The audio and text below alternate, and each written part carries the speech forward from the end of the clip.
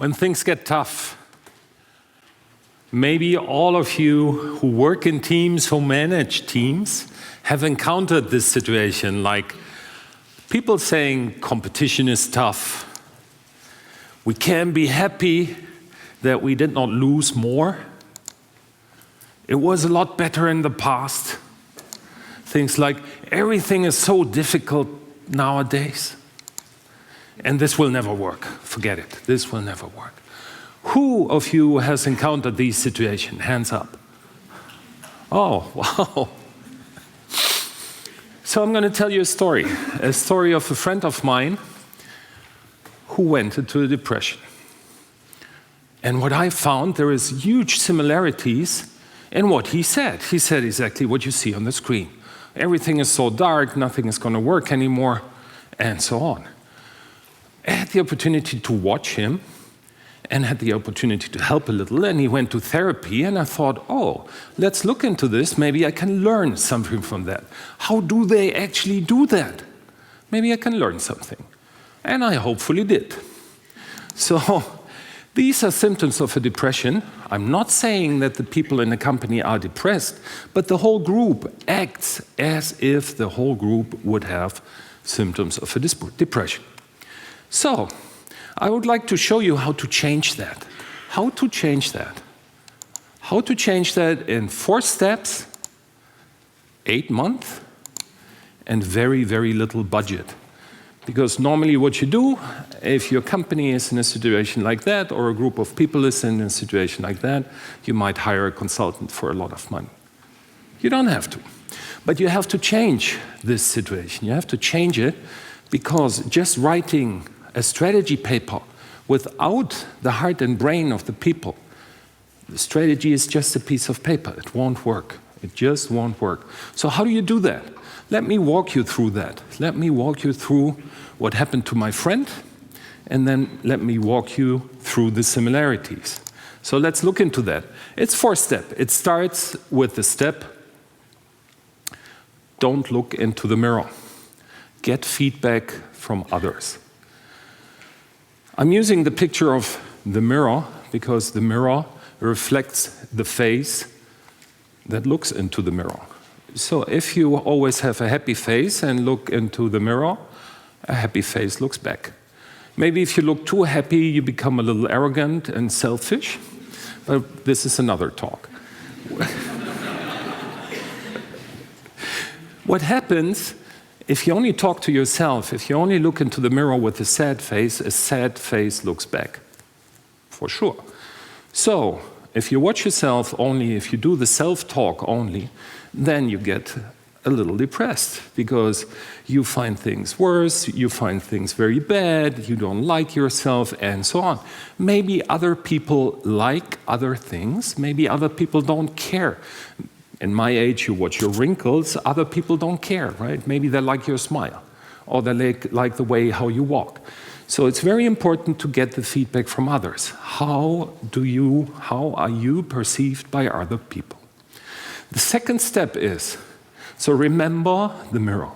Second step is, don't pretend.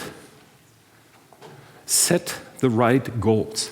I'm using the image, please imagine a penguin and a giraffe. Both of them are very perfectly designed animals. Now imagine a giraffe in icy water. It can't swim very well, right? And it freezes to death. Imagine the penguin in the desert. It can't reach the leaves of the trees, right? Because it's missing the long neck. And it's not worth crying. If you're a penguin in the desert, don't cry about your short neck, right? You won't get one. Get out of the damn desert, get to where you belong.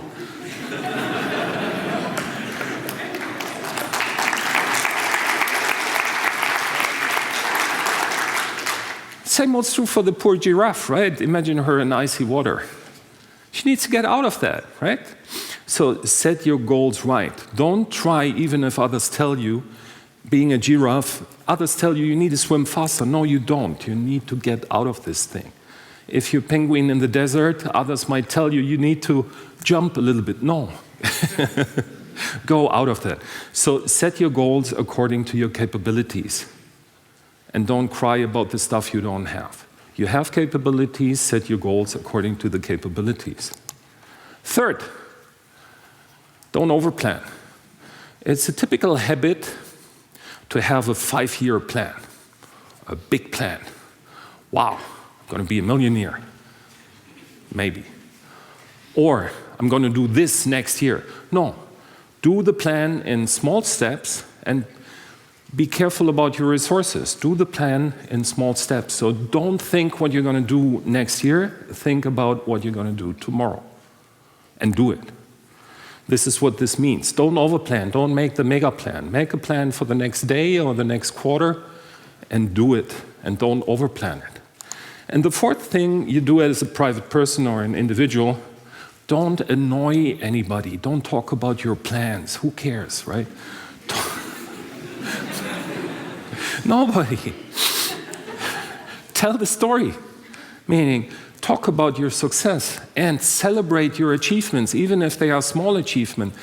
Celebrate with your friends. Be happy that you walked one step, and then you walk the next one. So these are the 4 steps. How does this translate to small teams? I'm going to show you on small teams, and I'm going to show you on big enterprises. So for a small team, guess what? Who remembers the first step? Get the feedback, right? Don't look into the mirror. This is what teams sometimes do. If they are in this depressed phase, they only talk to themselves. And one reassures the other how bad the world is. Don't do this. Don't do this. If you, let's say, a team of 5 people or 10 people, everybody gets the task to ask 3 or 4 other people, how do you perceive us? What do you think about us? How do we act? And then you go back as a team, and this is the difference because you're a team, you're not an individual now. Go back and try to align the picture. This can be done in half a day, right? You ask your peers, you come back, sit down, and get a clear what do the others say about that, us. Secondly, define common goals. It's quite interesting, even in a small team, if you do this for the first time. Everybody has to write down the goals, and then, as a team leader, you might be surprised that this doesn't match. And unfortunately, sometimes it also doesn't match to your capabilities. Align your goals to what you heard from asking the people. Third step, don't build the mega plan. As the small team, you try a small plan. What are we going to do the next quarter to reach the commonly agreed goals? Forget the next year, the over next year, forget the budget. What is it what we're going to do in the next quarter? Small step, small resources, and not everybody does everything. If you're 5 people, everybody gets his task, and you sit together once per week and see how far you came. Step number 4, successes. Celebrate your successes. After a quarter of a year, you might be seeing some progress already. Celebrate that and talk about that. So now let's look into major enterprises. A couple of 100 people. Guess what? My principle says it's the same. But you do it in a little different way because you are so many people.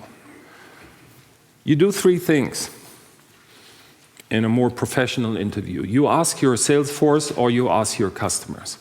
And now you ask, what is the image you have about us? Question number 1. You can do this a little more sophisticated, of course. Question number 2, how do we interact? Maybe our strategy is right, but maybe our products are not easy enough to find. Maybe our interaction is way too slow or way too complicated, takes too long. So here the point of the how do we as enterprise interact with our sales force and our customers comes into play. And the third thing is opportunities. While you are asking your sales force, while you are asking your customers, ask them, what is the last job we lost and why? Why?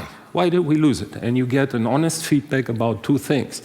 You get the honest feedback about the lost opportunities, and you get an honest feedback also about other opportunities that are out there. You didn't even think about that. So this is how you get the picture. How do you align the strategy? In big groups, it's more or less the same as in small groups, as in individuals. You go for what is actually our strength? Where are we strong? Especially Germans tend to talk a lot about where we are weak. Don't do that. Talk about where are we strong, and talk about where could we be even stronger. You see, if you're weak in some point, you have to fix the bad points, of course, but maybe you will never be super good. Think about the penguin and the giraffe. Maybe you have other capabilities and you don't use them to the full extent. So where are we good? Where could we even improve these things? And where is our goal? You try with the questions, and where your strength is, you try to find a new goal. And then you also communicate this goal. This is where we want to go. You communicate this to your employees. You go communicate this probably not to your customers yet. Then comes the planning. Don't do the 5-year plan. Don't do it at the start. Don't do it. Here comes a very important question into play you don't have in small groups. It's the question about the root cause. Let me explain what I mean. Imagine a soccer player. He doesn't score goals anymore. Why? He might be not fit enough. He might need tactical training, completely different root cause. Or maybe he ate too much schnitzel before playing. So it's very important, if you want to change something, to go down to the root cause and to find an alignment on the root cause. Because if you don't have an alignment on the root cause, of course, the solution is also not the same, because people come from different perspectives. So finding the root cause is very important. Then go into the action and build the teams. Build small teams with dedicated tasks, and here you go. And don't think too much about the budget, because you're planning quarterly. And this is the most important thing of your company. So usually the budget is there. You can't spend that much in a quarter. Go. Don't waste your time too much in budgets. Control the budgets afterwards, of course, but go. Get it into action.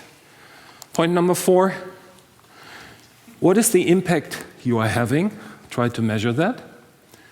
Build a story and talk about the story. Talk about a customer story. Talk about, we made this customer happy, we conquered this new market, things like that. And don't forget to celebrate. Yes, we achieved this, we achieved that. In small steps. You don't plan for 5 years, you plan for a quarter. So this is how you get big teams into motion. What are the do's and what are the don'ts? Let's look into this. Don't do too many internal meetings. It's a good habit of big enterprises doing a lot of internal meetings. No, work from outside in. Don't do the 5-year plan. Plan in small steps. We had that. Don't do departmentalized plans. R&D does a plan, sales does a plan. No, come from the impact and do cross-functional plans, because you want to achieve an impact at the customer. And don't communicate the plans. Tell the customer story. If you do this, how long does this take? Even for a big organization to bring this into motion again, I would say this takes not longer than 3 months. Step number 1. Step number 2, you can do in parallel. Step number 3, about 2 months to do the planning, assigning the groups and so on. You need to take a little time to do so. And having the first impact another 3 months. So this makes 8 months, and you haven't spent a lot of budget and didn't waste a lot of time in super budget, super plans. You get it into motion. How do you do that once it is in motion? Maybe some of you know the denim circle.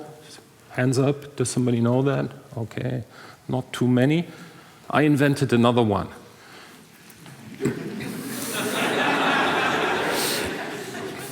This is what happens. The denim circle is perfect for optimizing processes. Here, you're talking about company strategy. At the end, you're shooting at a moving target. So you have to communicate and talk more. So this circle, get the feedback, set your goals, do it, and tell the story. And you can do this full circle once per year. And then you get it into motion and more into motion and more into motion. So it's way more interactive because you're shooting at a moving target. In the process area, you have more or less a fixed target and talk about different ways to adjust to come to this goal. Here, the goal might change because your customers change, your market changes, so it's a lot more interactive. I call this the FGDT cycle. Let's see. So, to summarize, yes, it's possible. It's really possible. 4 steps, 8 months, little budget. It's faster and easier than delivering a baby.